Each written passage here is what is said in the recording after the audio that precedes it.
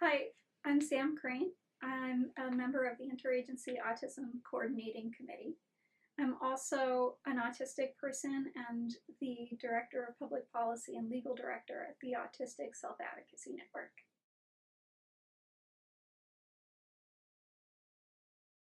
When I was in college, as someone with multiple disabilities, I was really fascinated by how the brain works, and I thought I was going to become a researcher in psychology.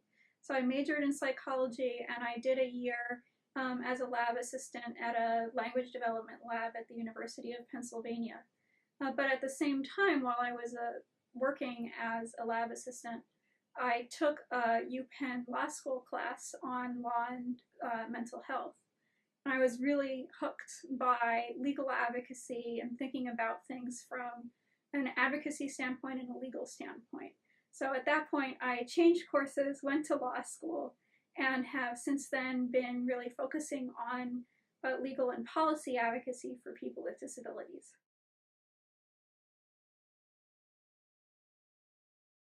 Before I was at the Autistic Self Advocacy Network, I worked at the Judge Bazelon Center for Mental Health Law, which is a really great advocacy organization focusing on advocacy for people with psychosocial disabilities.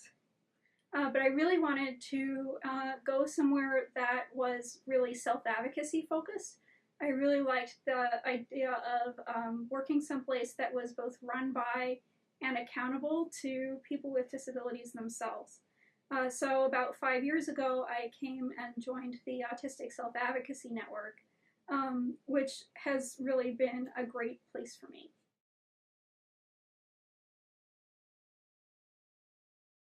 The Autistic Self Advocacy Network's mission is to build a world where autistic people are accepted, respected, supported, and entitled to self determination.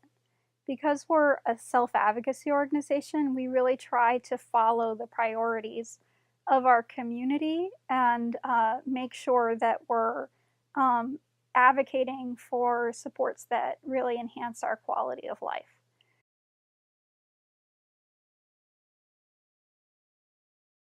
We're a community that wants hope and wants support. So our first advocacy campaign back when we were an entirely volunteer-led tiny organization in 2006 was against an awareness campaign that portrayed autism as the sort of dark force that was holding children for ransom, and that was sending messages like, you know, we have your child and your child will never have friends and is doomed to a life of social isolation, will never live independently. Those are messages that autistic people often do hear about their future. And we've found that it really negatively affects us. We are people like everyone else. We want to believe that we have hope in our lives.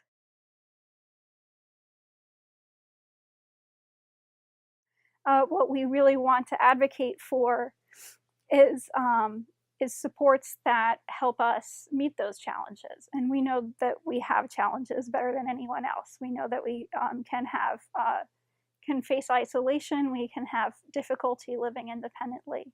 But ASAN really wants to advocate for a world in which we have the supports to meet these goals, like independent living, good social life, and access to meaningful work and meaningful other life activities.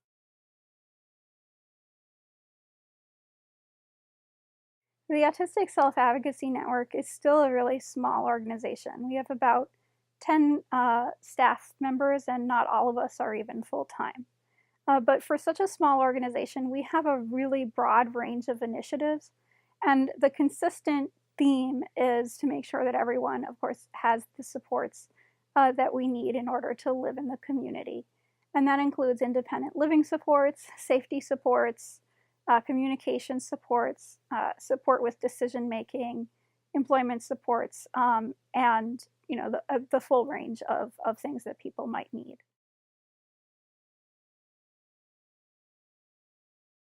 And the IAC can help in really two important ways. One, the IAC helps inform the community of new research developments so that people can know what is out there and what's known.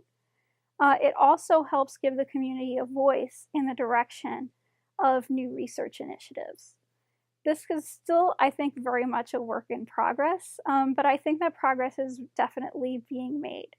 During the time I've been on the Interagency Autism Coordinating Committee, we've had really important conversations about the issues that matter most to the community, and those include things like mental health, access to community-based services, access to health care, and research on co-occurring health conditions that have a huge impact on the quality of our lives. So our community really needs more research on services and interventions that improve our life course outcomes.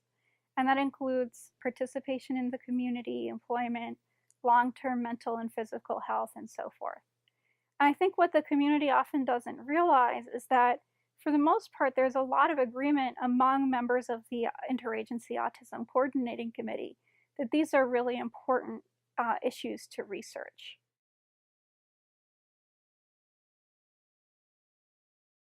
How can we cultivate new researchers and new areas of research, and translate those goals into real results for the community? I think that's an important direction for us to go in.